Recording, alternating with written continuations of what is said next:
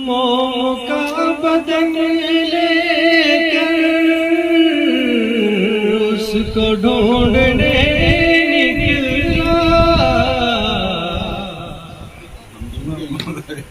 मुझसे मिलने चुपके से, याद है किसकी अंदाज भी वही है, मुझसे मिलने चुपके से, याद किसकी आई थी। मुझसे मिलने चुपके से,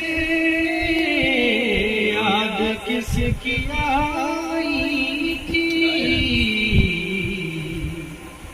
चांद रक़्स करता था, रात गुनगुनाई, चांद रक़्स करता था, रात गुनगुनाई थी। मुझसे मिले चुपके से, और मोम का बदन लेकर उसको ढूंढने निकला। मोम का बदन लेकर उसको ढूंढने निकला।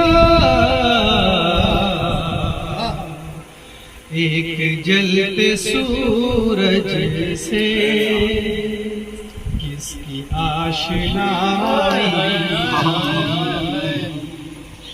एक जलते सूरज से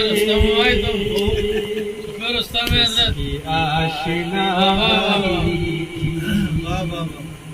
मुझसे मिले चुपके से,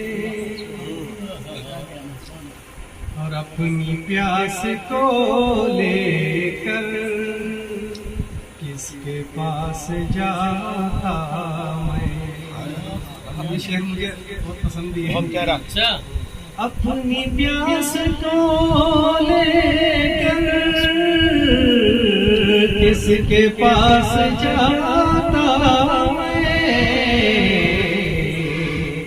जिनके पास दरिया थे उनसे ही लड़ाई,